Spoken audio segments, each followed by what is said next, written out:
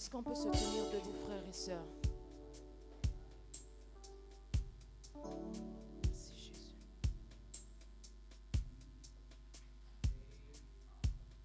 Tous les anges louent sa sainteté. L'univers crie sa majesté. Chantons gloire et puissance, force et louange à l'agneau immolé, à l'agneau immolé. Tous les anges louent sa sainteté. L'univers crie sa majesté. Chantons gloire et puissance, force et louange à l'agneau immolé, à l'agneau immolé.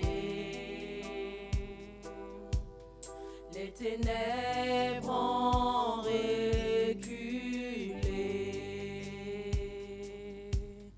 devant l'œuvre de la croix, devant l'agneau immolé et le sang versé pour moi. Tous les anges louent sa sainteté. L'univers crie sa majesté. Chantons gloire et puissance, force et louange à l'agneau immolé, à l'agneau immolé.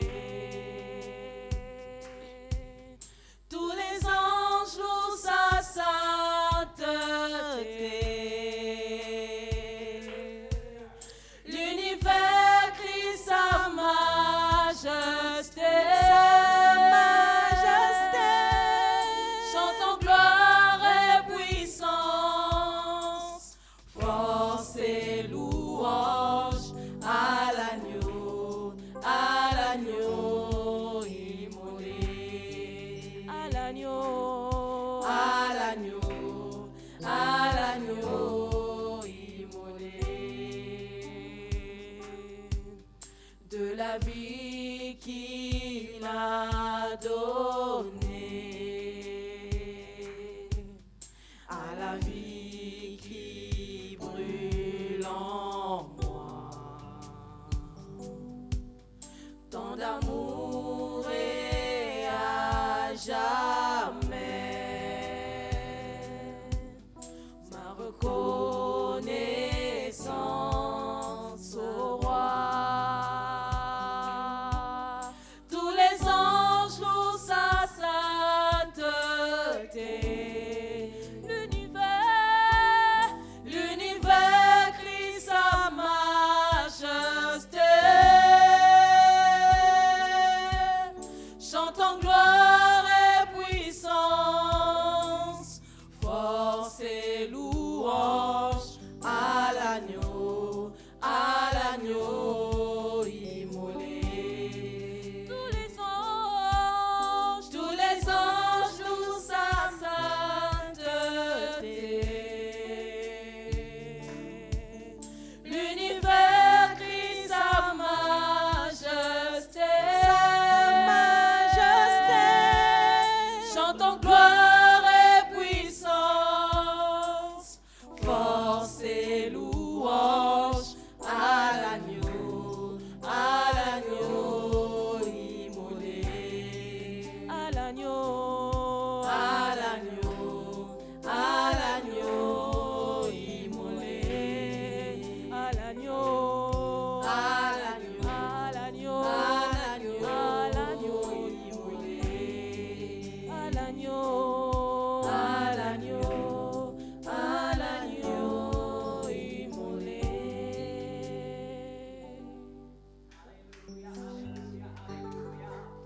les mains, levez les voix et remerciez le Seigneur. Remerciez l'agneau immolé. Alléluia, pour sa grâce, pour son salut, qu'il partage au milieu de son peuple aujourd'hui, qu'il nous donne. Oh, Alléluia. Oh, Seigneur, merci pour la grâce, merci pour la croix. Merci, Seigneur Jésus, même pour ton Église, Seigneur. Alléluia, Alléluia, Alléluia, Alléluia. Au nom de Jésus. Une dernière fois, acclamez très fort le Seigneur Jésus. Alléluia. Alléluia, Alléluia. Matthieu chapitre 16 et le verset 18 nous dit simplement, « Et moi, je te dis que tu es Pierre. Et sur cette pierre, je bâtirai mon église. Et que les portes de ces jours des morts ne prévaudront point contre elle. » Mon sujet aujourd'hui, simplement son église. C'est son église. Nous sommes son église. Dites à votre voisin, nous sommes son église. Dites à quelqu'un d'autre, nous sommes son église. Et si vous le croyez, poussez un cri de joie, déclarez le nom de Jésus. Alléluia,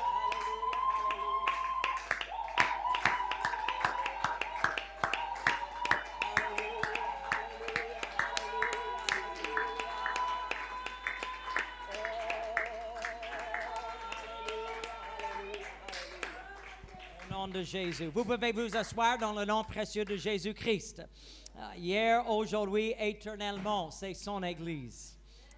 Sur cette rocher, le Seigneur a établi une Église qui est victorieuse, une Église qui va traverser le temps, une Église qui prêche toujours l'Évangile de Jésus-Christ. Mais mon sujet aujourd'hui, son Église, a ses racines dans ce petit mot que nous utilisons tous les jours, que le monde utilise, que tous les croyants utilisent, les chrétiennes, même toutes les dénominations utilisent. Ce petit mot Église a une grande importance pour nous aujourd'hui.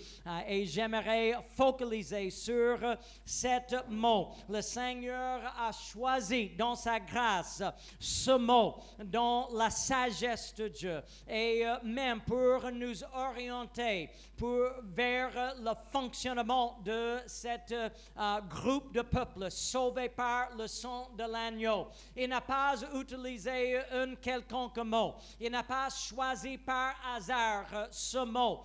Ce mot dans la langue grecque est un mot très intéressant. Et ce mot, si vous connaissez un peu la Bible, c'est un mot grec qui est ecclésia. Tout le monde dit ecclésia. Ça, c'est le mot à l'origine que les premières croyantes ont utilisé pour parler de l'Église. Dans la traduction grecque de l'Ancien Testament, c'est le même mot que nous utilisons dans l'Ancien Testament que assemblée, une compagnie, une congrégation, une convocation. Cela signifie aussi une communauté. Le mot s'assembler signifie rassembler ensemble, se réunir ensemble. Laissez-moi vous dire aujourd'hui, nous sommes son Église. Ce qui doit provoquer en nous quelques petites questions, c'est le fait que Jésus avait plusieurs paroles qu'il a pu utiliser en s'exprimant, en communiquant cette idée d'un peuple réuni ensemble, un peuple organisé ensemble, un peuple établi sur le rocher, établi dans ce monde pour briller comme une lumière, pour être un sel dans ce monde, pour témoigner de l'Évangile, pour prêcher, évangéliser. Mais je vous dis aujourd'hui, malgré le fait que l'Ancien Testament est riche dans son langage, riche en mots et phrases religieux, Jésus n'a pas dit sur cette pierre, je bâtirai mon temple. Jésus n'a pas dit sur cette pierre, je bâtirai mon tabernacle. Jésus n'a pas dit sur cette pierre, je bâtirai ma tente. Jésus n'a pas dit sur cette pierre, je bâtirai mon sanctuaire. Jésus n'a pas dit sur cette pierre, je bâtirai mon lieu très saint. Il n'a pas mentionné l'arche de l'alliance. Il n'a pas mentionné cette zone derrière la voile. Il n'a pas mentionné le temple de Salomon. Il n'a pas mentionné les autels de l'Ancien Testament. Mais il a touché un mot qui viennent des Grecs, ecclesia, en disant sur cette pierre, je bâtirai mon ecclesia, mon église. Nous sommes aujourd'hui son ecclesia. Dites à ton voisin encore, tu es son ecclesia. Nous lisons en Hébreux chapitre 12, le verset 23, il est écrit de l'assemblée des premiers-nés, inscrit dans les cieux, de juge qui est le Dieu de tous, des esprits des justes parvenus à la perfection. Nous sommes son ecclésia, son assemblée. C'est-à-dire l'Église et le peuple de Dieu qui se réunissent ensemble, qui se rassemblent. Sans cet rassemblement, nous ne sommes pas son Église. Si nous ne sommes pas unis ensemble, si nous ne rassemblons pas ensemble, nous sommes disqualifiés comme son ecclésia. Si vous étiez un disciple de Jésus et vous entendez la première fois que le Seigneur a invoqué ce mot, peut-être vous serez choqué. Quand Jésus a dit, sur cette pierre, j'établirai mon église, ecclésia.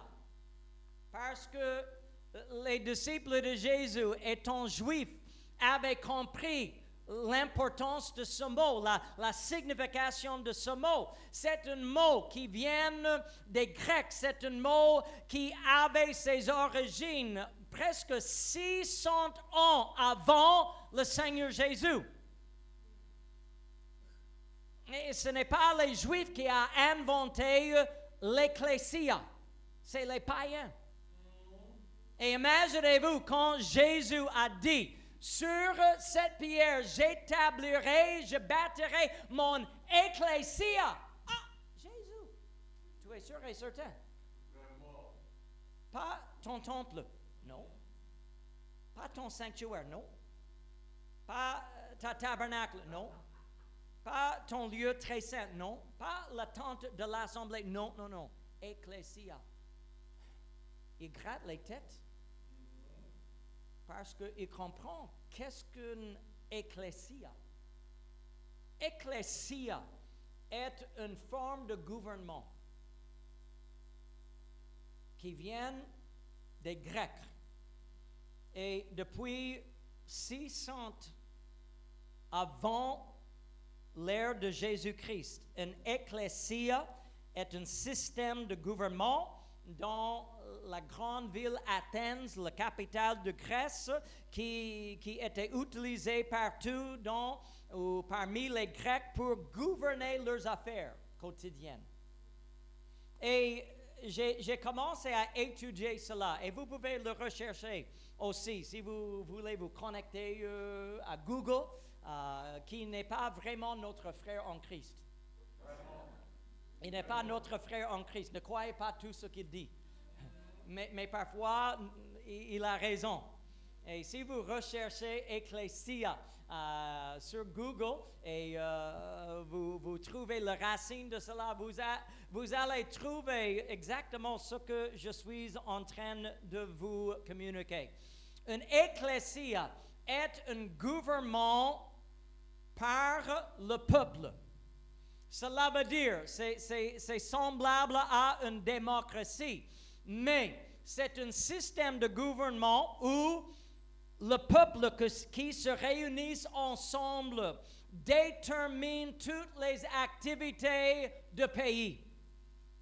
Ce que l'Ecclésia déclare devienne la loi. Ce que l'Ecclésia décide, soit au sujet de guerre, soit au sujet des finances, soit au sujet de la vie communale, cela devient comment le peuple entier va vivre.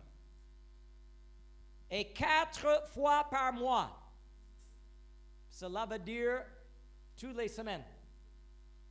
Environ tous les 10 jours, mais en principe 4 fois par mois, l'Ecclésia se réunit ensemble. Et tout le monde doit être là. Et tout le monde est encouragé à être là. Pourquoi? Parce que à la fin de la réunion, tous ceux qui assistent l'Ecclésia va recevoir un don. Qui aime les dons?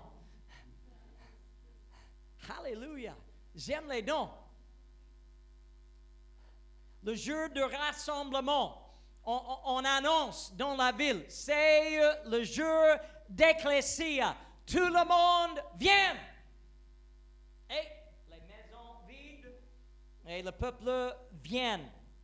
Et pour ceux qui sont venus et pour ceux qui participent dans la réunion, il y avait un maître de la réunion et c'est lui qui va distribuer toujours les dons au peuple. Mais c'est très intéressant. C'est le modèle que Jésus a utilisé pour nous. Nous sommes son ecclésia. On annonce, on invite tout le monde. Viens, viens. C'est le moment pour l'ecclésia. Mais une fois que la réunion commence, j'ai lu ça, j'ai commencé à rire. Le moment où la réunion commence, il y a, si je peux dire, les policiers à l'extérieur. Et devant la porte, ils mettent une corde. Et la corde est couverte d'une craie rouge. Et si on essaie d'entrer dans la réunion après l'heure d'ouverture, on a une tâche maintenant. On a une tâche sur les vêtements, sur les habits. Et quand le maître distribue les dons, pas de dons pour vous. Vous n'avez pas respecté l'importance de venir à l'heure à l'ecclésia. Ça, c'est un peu amusant. Mais voilà le modèle que le Seigneur a utilisé. Sur cette pierre, j'établirai mon... Et les disciples avaient compris déjà beaucoup. Quand la réunion a commencé, il y avait toujours quelqu'un responsable pour offrir les sacrifices, pour consacrer le lieu, bien que c'est les païens. Et Jésus n'a pas voulu que nous utilisions les sacrifices païens. Il a voulu communiquer. La première chose à faire quand vous êtes réunis ensemble, c'est de consacrer le lieu, c'est de préparer l'atmosphère, c'est de verser ou invoquer le sang d'un sacrifice. Ainsi, cet sang va purifier, va consacrer le lieu. Ainsi, toutes nos activités seront consacrées à notre Seigneur.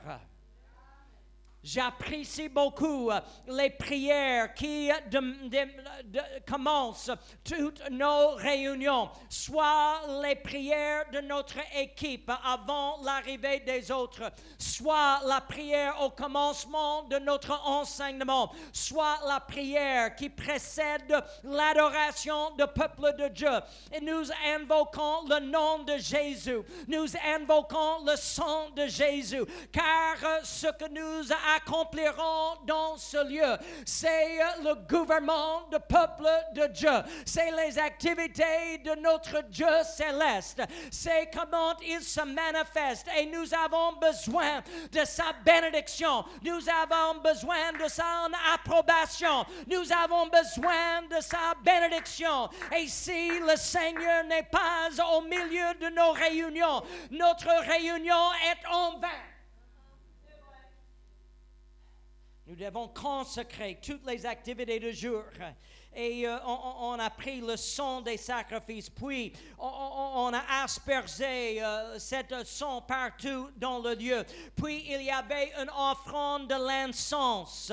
Et nous connaissons dans l'Ancien Testament, l'encens invoque l'adoration, les prières du peuple de Dieu, les voix mélangées ensemble en adoration, les cantiques, les chants, le choral qui nous fait entrer dans la présence de Dieu.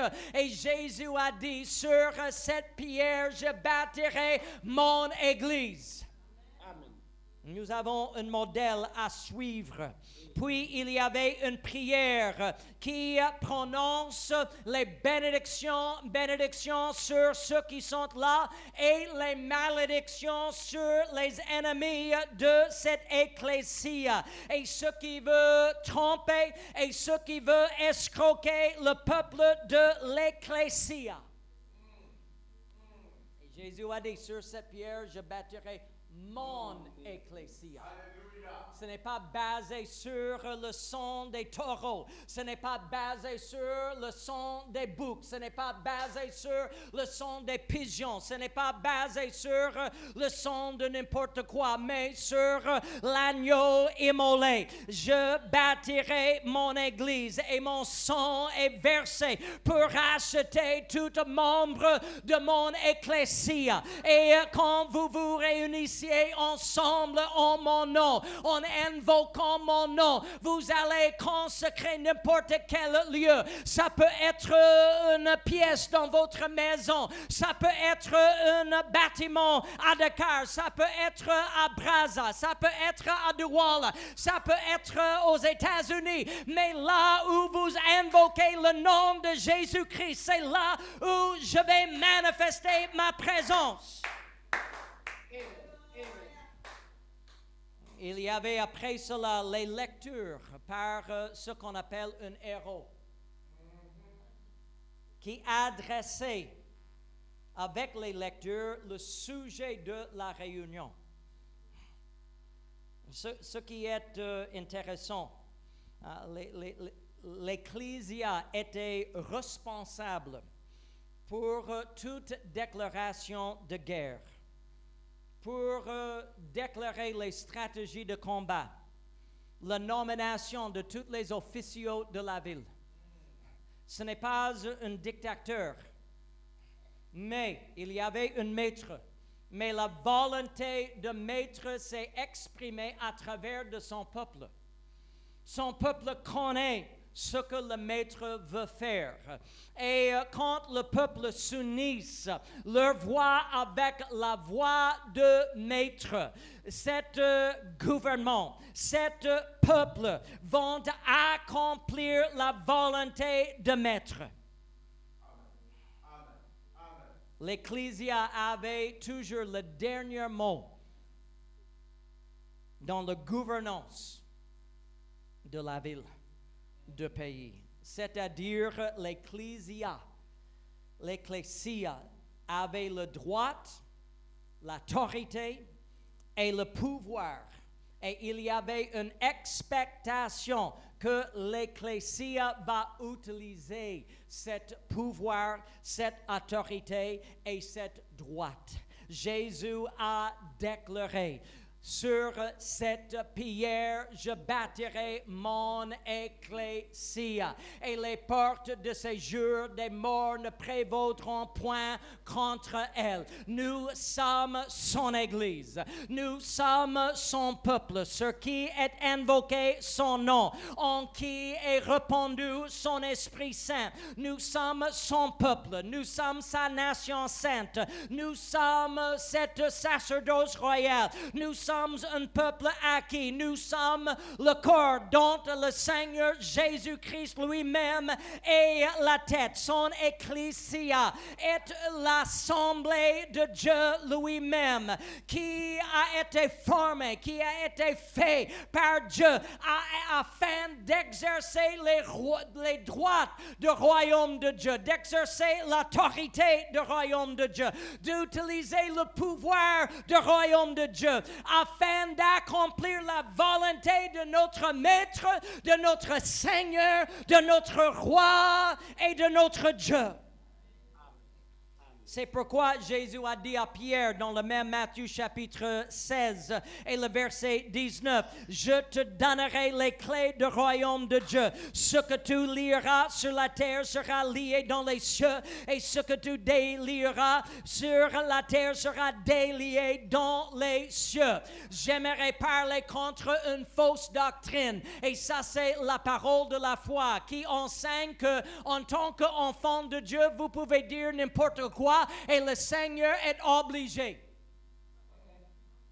Nous, les enfants de Dieu, ne pouvons jamais obliger le Seigneur. Nous, les enfants de Dieu, ne pouvons pas mettre la pression sur Dieu et dire en tant qu'enfant de Dieu, si je veux 1 million de francs CFA demain, Dieu est obligé.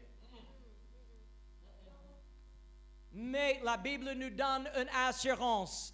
Tout ce que vous priez dans la volonté de Dieu, si vous priez selon la crainte de Dieu, selon la volonté de Dieu, pour avancer le royaume de Dieu, Dieu le fera. Et ce que tu lies dans la terre sera lié dans les lieux célestes, car vous avez une autorité. Vous êtes mon ecclésia. Je parle à travers de vous. Je bouge à travers de vous. J'agis à travers de vous. En fait, Jésus a dit en Jean 20, le 23, ceux à qui vous pardonnerez les péchés, ils leur seront pardonnés. Et ceux à qui vous les retiendrez, ils leur seront retenus.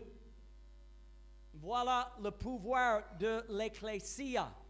Écoutez-moi, si vous refusez à pardonner un frère, le Seigneur lui-même va refuser à vous pardonner. Ce n'est pas une parole avec laquelle nous pouvons jouer. Nous devons nous engager sérieusement dans ce principe de la parole de Dieu. Mais cela veut nous faire reconnaître, nous sommes son ecclésia, nous sommes son Église. Nous avons une autorité dans ce monde, nous avons un pouvoir dans ce monde. Il n'y a aucun gouvernement, soit les démocraties, soit les dictateurs, soit les républiques, quoi que ce soit, le communisme, le socialisme, et il n'y a aucun pouvoir dans ce monde plus grand que celui de l'Église et le peuple du Seigneur Jésus-Christ. Le monde va se dépasser, mais la parole de Dieu ne dépasse jamais son peuple. Nous allons demeurer éternellement dans la présence de Dieu.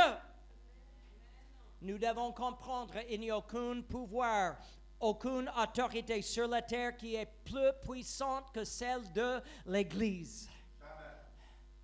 Ainsi, nous avons une obligation, une responsabilité à garder soigneusement, à protéger soigneusement cette autorité, cet pouvoir.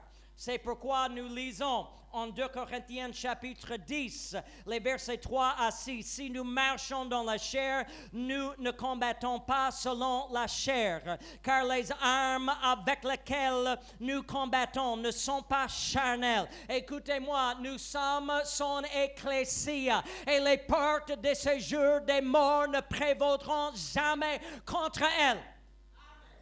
Les armes avec lesquelles nous combattons ne sont pas charnelles, mais elles sont puissantes. Dites puissantes.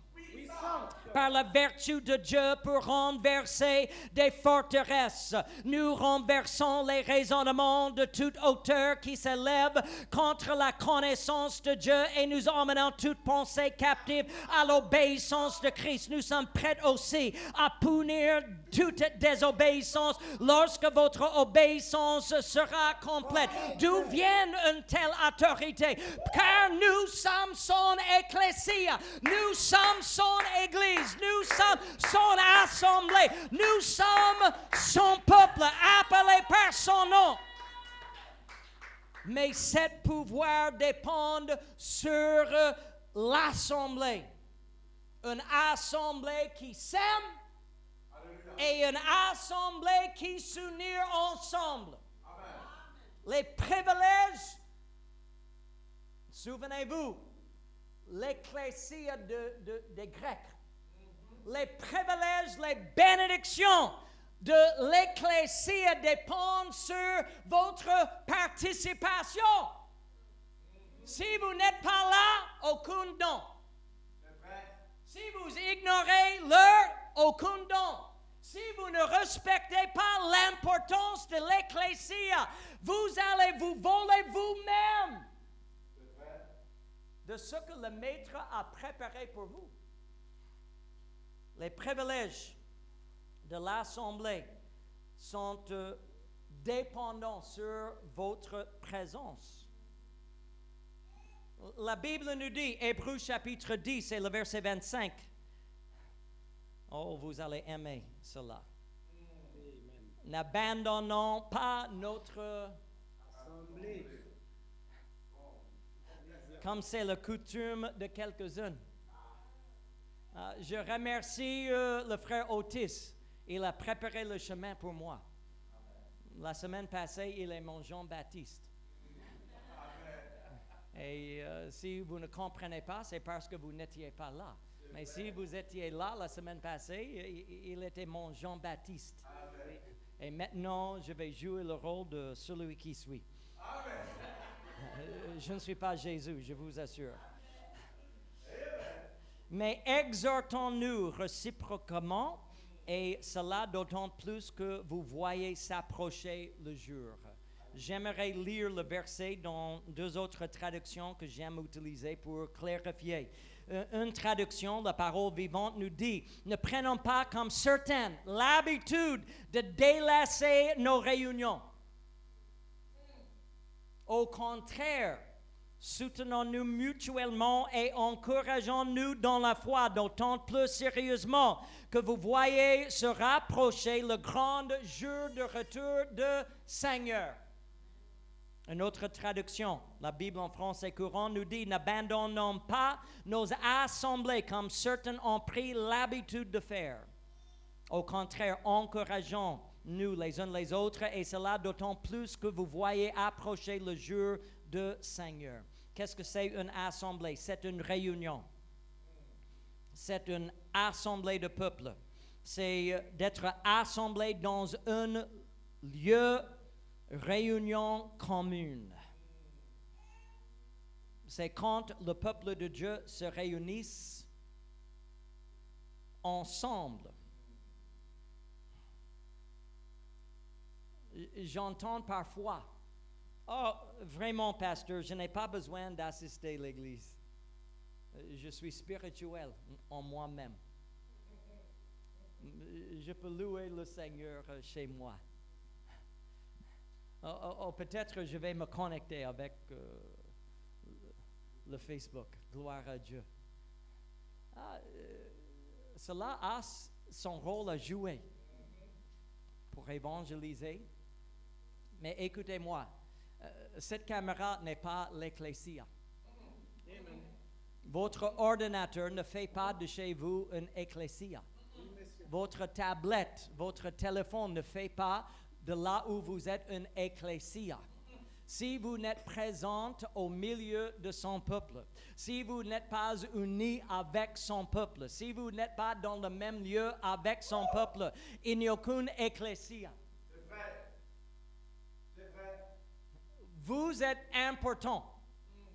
Je suis important.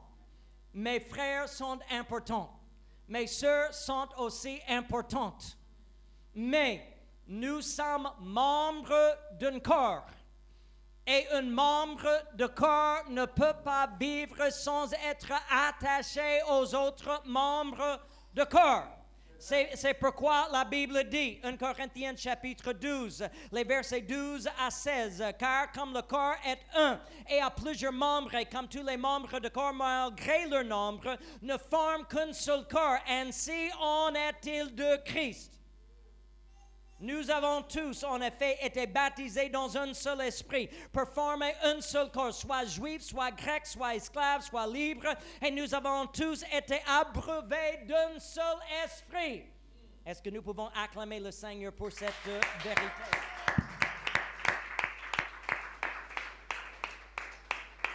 Alléluia. Ainsi, le corps n'est pas un seul membre. Je corrige même ma langue. Parce que parfois, nous disons, je suis l'Église. C'est un mensonge. C'est impossible pour une personne d'être une ecclésia. C'est impossible. Impossible. Une seule personne ne peut pas décider dans le plan de Dieu. Une seule personne ne peut pas connaître toute la volonté de Dieu. Une seule personne ne peut pas agir d'une façon indépendante du corps de Christ. Ainsi, vous et moi, bien que nous sommes les membres du corps de Christ, nous ne faisons pas l'Église nous-mêmes.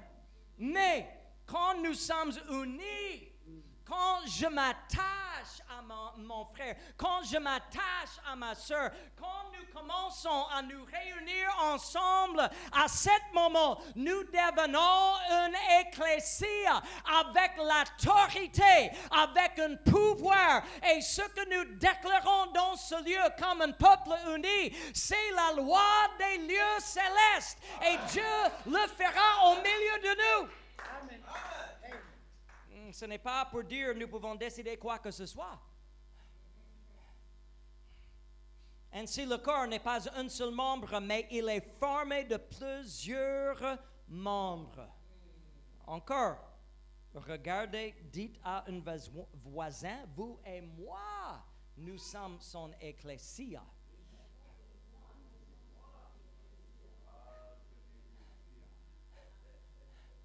Voilà pourquoi Jésus a dit, et je le répète, et sur cette pierre, je bâtirai mon ecclésia et les portes de séjour des morts ne prévaudront point contre elle. Quand vous marchez seul, les portes de séjour de morts vont se moquer de vous. Alléluia. Et les portes vont écouter tous vos cris. Et elles vont croiser les bras et dire, j'attends. Parce que je n'entends pas la voix d'une ecclésia. J'entends la voix d'un membre qui n'est point attaché à un autre membre. C'est pourquoi même les 7 fils de Sève n'ont pas pu chasser un démon. Et la réponse du démon, je connais Paul, je connais Jésus, mais qui es-tu? Vous voulez chasser les démons sans être dans l'ecclésia. Et un groupe de peuples unis ensemble ne fait pas une ecclésia. Si le pied disait, parce que je ne suis pas une mère, je ne suis pas de cœur, ne sera-t-il pas de cœur pour cela? Et si l'oreille disait, parce que je ne suis pas un œil, je ne suis pas de cœur, ne serait-elle pas de cœur pour cela? Écoutez-moi, Dieu a besoin de chacun de nous. Ensemble, nous devenons son ecclésia. Mais je vous avertis, sans être unis ensemble, vous n'êtes point une ecclésia. Mais, pasteur, quelqu'un va dire, Matthieu 18, 20 déclare, là où deux ou trois sont assemblés en mon nom, je suis au milieu d'eux. Ainsi, je peux rester chez moi. Et moi, je vais invoquer mes enfants à venir et nous allons louer Dieu là où nous sommes. Vous louez là-bas, mais nous allons louer chez nous. Écoutez-moi, cet verset est pour ceux qui sont les seuls croyants dans une ville loin. Si vous êtes le seul croyant dans votre village, allez-y. Si vous êtes le seul croyant dans votre région, allez-y. Si vous êtes le seul croyant dans votre ville, réunissez ensemble au nom de Jésus et je vous assure, le Seigneur Jésus va vous visiter. Tout le monde dit Amen. Amen. Mais souvent, c'est parce que nous refusons à pardonner quelqu'un dans l'assemblée. Bon, je vais réunir chez moi parce que cette personne, elle a fait ceci ou cela. Vous n'êtes point dans l'ecclésia et vous n'avez aucune autorité dans votre vie, ni contre l'ennemi. Quand vous refusez de pardonner une sœur dans l'assemblée et à cause de cela, vous allez rester chez vous. Je ne parle pas à ceux qui sont là. Parce que vous êtes là aujourd'hui. Vous êtes l'ecclésia de Dieu. Acclamez le Seigneur.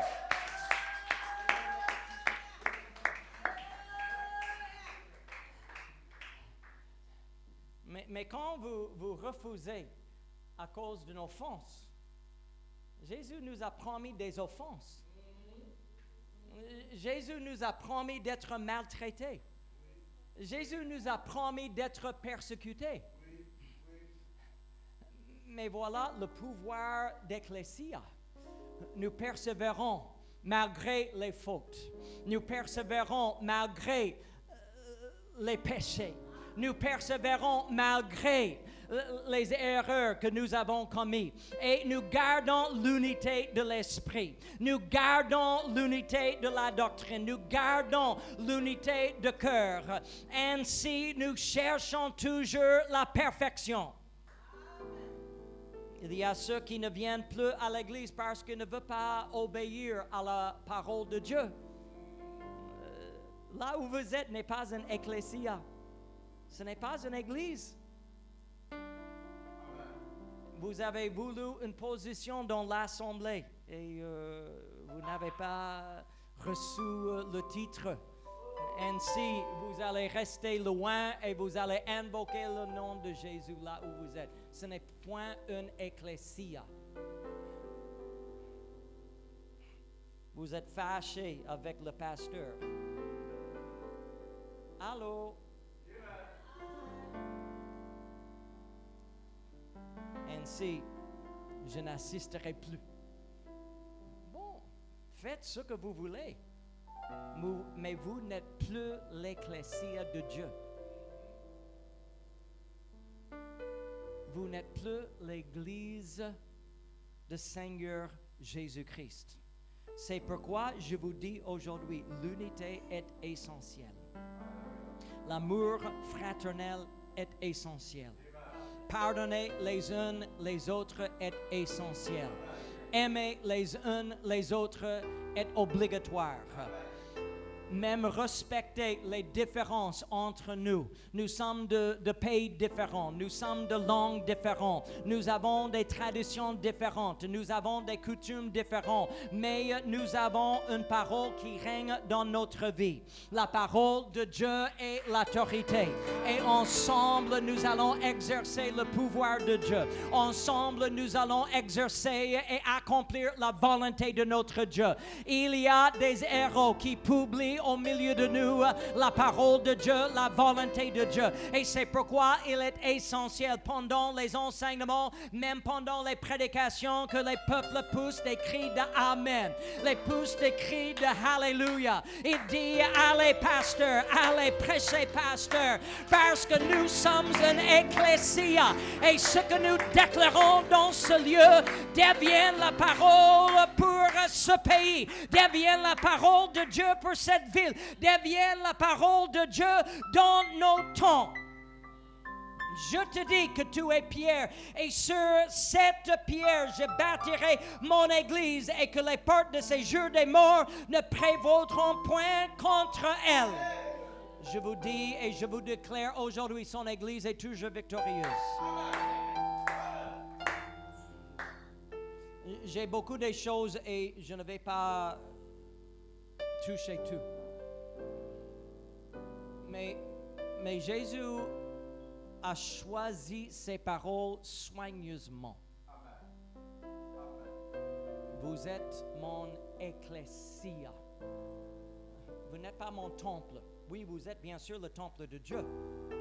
Mais quand on parle de l'autorité, quand on parle de votre manière de vous gouverner, quand je parle de votre manière à exercer le pouvoir que je vais vous donner, à lier et délier, vous êtes mon ecclésia.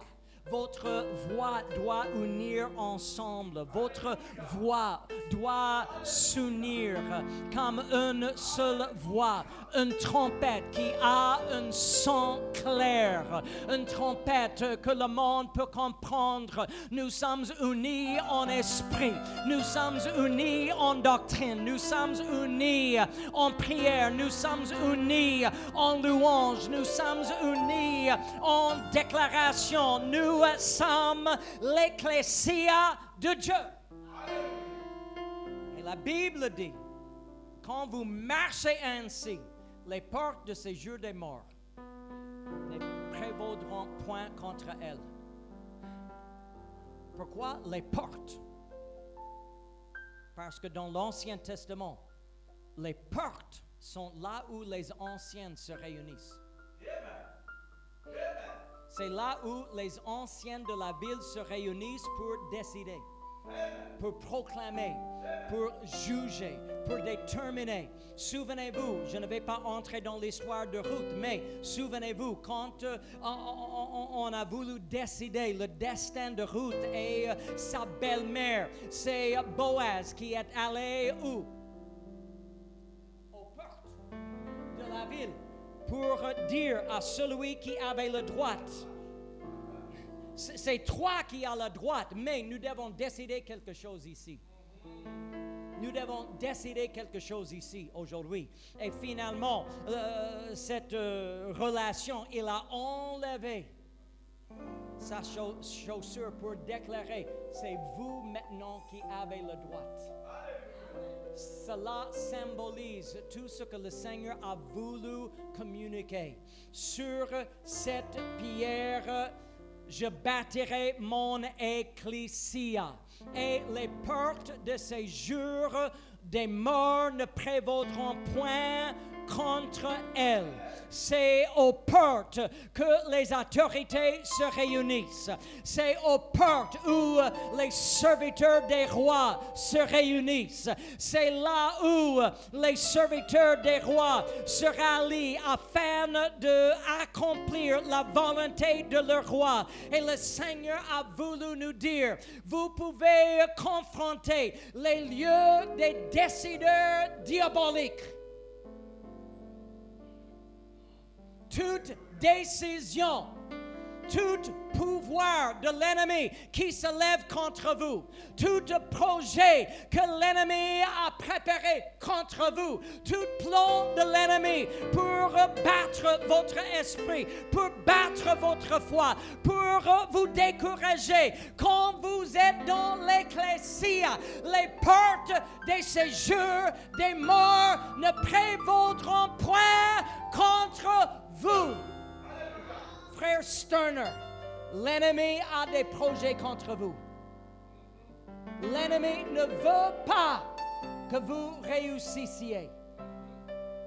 Mais j'ai une nouvelle à annoncer. Toute décision de l'ennemi est brisée aujourd'hui. Tout plan de l'ennemi est brisé aujourd'hui.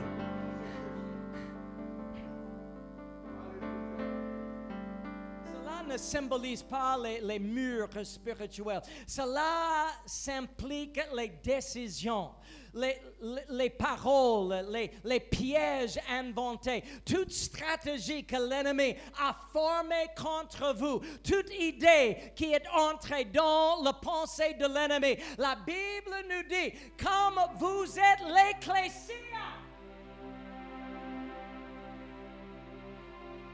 mais je vous assure, quand vous marchez seul, les portes de ce jour des morts prévaudront point. Prévaudront contre vous. Quand vous marchez seul, tous les projets de l'ennemi vont réussir. Quand vous avez l'attitude, je n'ai pas besoin de mon frère. Je suis la main. Je ne suis pas l'œil, donc je vais vivre comme la main. Le royaume de Dieu ne fonctionne pas ainsi. Sur cette pierre, je bâtirai mon ecclésia, mon église, mon peuple uni ensemble. La Bible nous déclare, quand les frères demeurent ensemble dans l'unité, il y a une onction qui descend de la tête, qui coule de barbe et qui touche les habits et qui descend jusqu'aux pieds du corps. Levez-vous dans la maison de Dieu. Comme j'ai dit, j'avais d'autres choses. Je le laisse.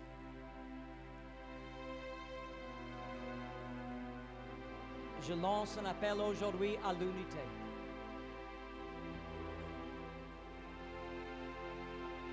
Je lance aujourd'hui un appel à l'unité. Parce que si nous ne sommes pas unis, nous ne sommes pas son ecclésia. C'est impossible. Sans être unis ensemble, nous n'avons aucune autorité. C'est pourquoi, même dans 1 Corinthiens chapitre 11, l'apôtre Paul a introduit quelque chose un peu bizarre, mais il a dit, comme vous ne pouvez pas discerner le corps de Christ, il y a beaucoup de malades parmi vous. Il y a même quelques-uns qui sont morts parce que vous refusez à discerner le corps de Christ. Chacun fait ce qu'il veut. Chacun boit ce qu'il veut. Chacun mange quand il veut. Chacun fait ce qu'il veut. Et il n'y a aucun respect, il n'y a aucune compréhension de l'unité du corps de Christ. Et ainsi, Dieu n'exauce point vos prières.